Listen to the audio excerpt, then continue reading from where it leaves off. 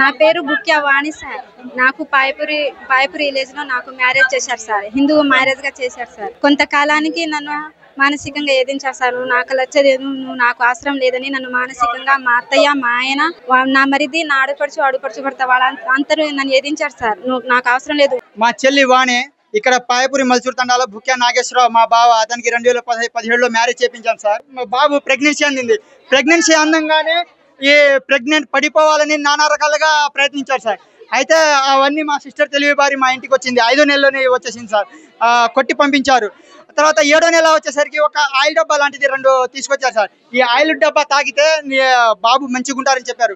అది మేము డాక్టర్ దగ్గర తీసుకెళ్తే ప్రెగ్నెంట్ వాళ్ళకి మేము పారాసిటమాల్ టాబ్లెట్ ఇవ్వం, ఇలాంటివి ఇస్తే ఆ పిండం ఏమవుతుందని చెప్పారు సార్. అప్పుడు కొణిజర్ల పోలీస్ స్టేషన్లో కంప్లైంట్ ఇచ్చాం సార్. ఆ కంప్లైంట్ ఇస్తే సరే ఇటువంటి గొడవ జరగకూడదు ఎందుకని ఇద్దరికి కౌన్సిలింగ్ చెప్పి పంపించారు సార్. అయితే మనకు సమత హాస్పిటల్లో డెలివరీ అయింది సార్. డెలివరీ అయినప్పుడు రాలేదు. మేము 3వ రోజు తర్వాత ఫోన్ చేస్తే వచ్చి హాస్పిటల్లో వచ్చి బాబుని ఈ బాబు మా కొడుకుకి సంబంధం లేదు, అతని పోలికలే లేవు అని గొడవ పెట్టుకొని వచ్చేసింది సార్. అయితే ఈ ఇటీవల కాలంలో 10 నెలల క్రితం వివాహం చేసుకున్నానని తెలిసింది సార్. జూలూరుపాడు మండలం గంగారాం తండా. అమ్మాయి పేరు ధరావత్ ఐశ్వర్య, ధరావత్ రాంబాయిల అమ్మాయి సార్. అయితే మాకు ఇక్కడ ఉన్నారని తెలిసింది సార్.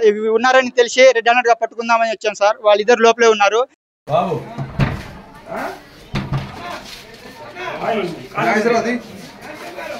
పోలీసు వచ్చిన బాబు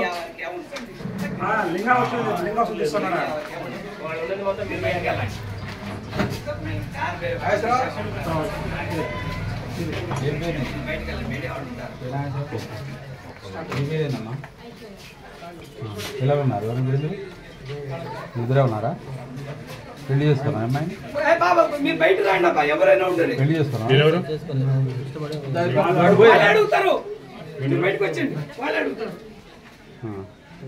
ఈ పెళ్ళి అబ్బాయికి అంతకుముందు పెళ్ళి అయిందని తెలుసా? 8 సంవత్సరాల నుంచి కోర్టులో తిరుగుతున్నాం సార్. నుంచి రమ్మని చెప్తున్నా రావట్లేదు.